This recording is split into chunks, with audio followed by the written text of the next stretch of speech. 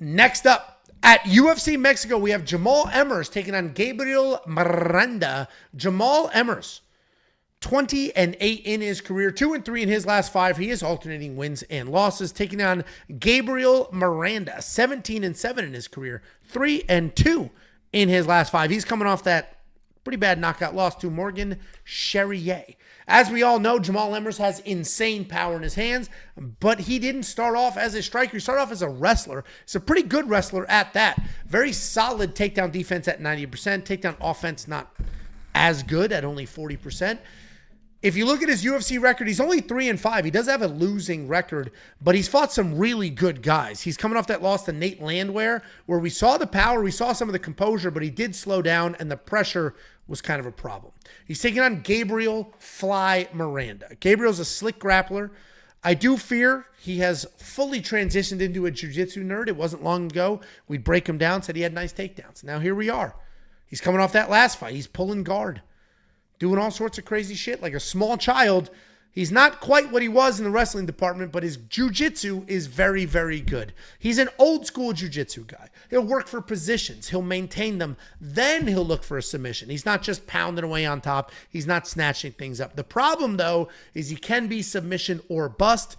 Or if he's on his back, he'll just chill. He'll play the jiu-jitsu game instead of trying to work his way up. He's coming off that knockout loss to Morgan Charrier, where I mentioned takedowns just were not there. And I don't care how complicated math is getting nowadays.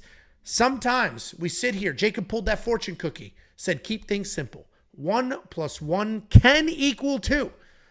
And if we take the 1, which is Jamall Emmers' powers, we take the 2. Another 1. We take another 1. I complicated it. We take another 1, Gabriel Miranda's chin, and it equals 2, which is Jamall Emmers should win this fight, should win by finish. I'm going the Jamall Emmers side. I don't care how quickly he was submitted by Pat Sabatini. That was a very different circumstances. I'm going. You said? I said Dickham. I definitely said Dickham. Jamall Emmers is the pick. I think he can win by finish. What do you think, Jakey boy? Angelo has to have sex on the ground because the bed is at elevation too hard on the cardio. Who the fuck said that? Any truth to that? Jake's banned. Korach. Go watch a Tapology Nerd because you're banned from here. Listen, I like a guy like Jamall Emmers, and if he knocks out Gabriel's been getting knocked out. It's not going to be the most surprising outcome in the world because we've seen Gabriel get chinned. Jamall Emmers swings for the fucking fences, but there's just something about this fight that feels fucking weird because this guy Gabriel. No, because fuck you. Because you made fun of me because I didn't say dick. But you said we. Yeah, just a tonal thing. I didn't have a Freudian slip with dick on my mind. Go ahead. Sorry. You told on yourself there. This guy Gabriel Dick Miranda, he literally doesn't, he doesn't give a fuck. He comes forward. He will try to get the takedowns. He's taken down everybody he's fought. He taken down Benoit Saint Denis. He took down Shane Young and submit him. He took down Morgan Charrier. Got the back of Morgan Charrier. Got a little bit high, right? But when you're looking at Jamall Emmers and the way that he fights and the way that he was fighting his last fight against Nate Landwehr and the way that he throws strikes, if he comes in, number one, throwing strikes that aggressive to where he was literally throwing himself off balance.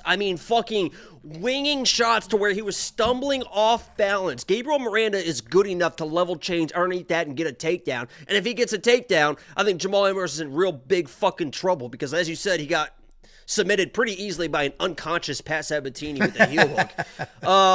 But even if he doesn't get in a situation where he's overextending and getting taken down, and he is overextending a little bit too telegraphed to where the shot isn't knocking down Gabriel Miranda, isn't putting out Gabriel Miranda, that strategy is not a very good strategy to have at 8,000 fucking feet. And I'm going to keep bringing up elevation, but it's a real thing that we need to talk about, especially in a fight like this, because Jamall Emmers wants to knock everybody out with every single punch he throws. And if he doesn't get it done, this fight could turn very, very fast, because if you're on the ground and you're a grappler and both people are tired, Gabriel Miranda has been through those situations much more often than a guy like Jamall Emmers. And if both these guys start getting tired and turn sloppy late first round into the second round, I believe that Gabriel Miranda is going to be able to get those takedowns, get on this guy's back, and maybe choke him out. So, yeah, Jamal can knock him out. And if you're a premium member, I've bet both sides of this. I've pulled the best Angelo I can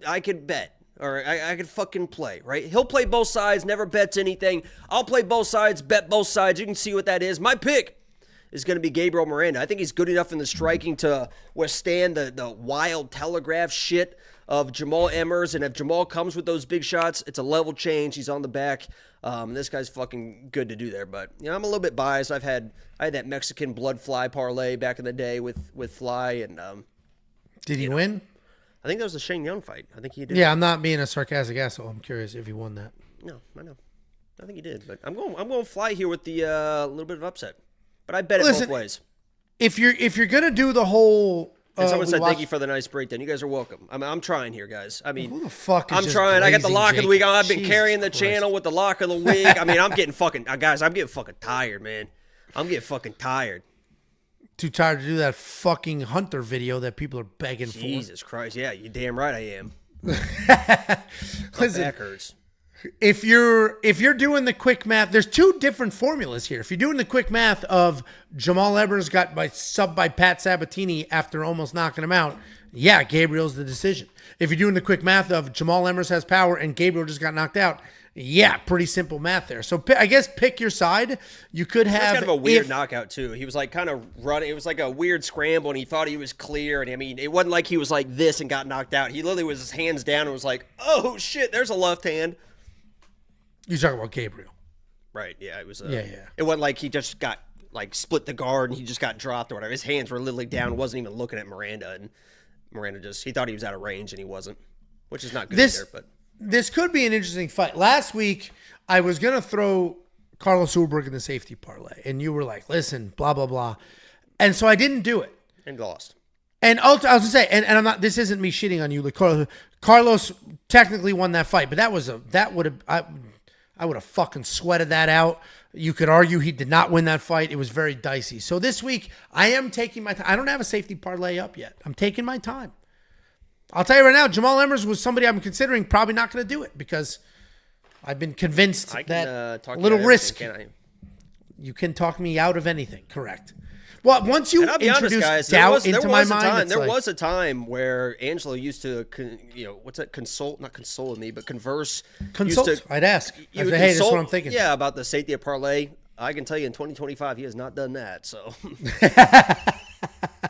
There was literally a time last summer where I literally picked like 3 or 4 safety parlays and they all won. So. Yeah, but there's also been plenty of times where you were fucking dead fuck wrong. Like when I had Jalton Almeida against Alexander Romanov and you were insisting Romanov's a blah, blah, blah, blah, blah.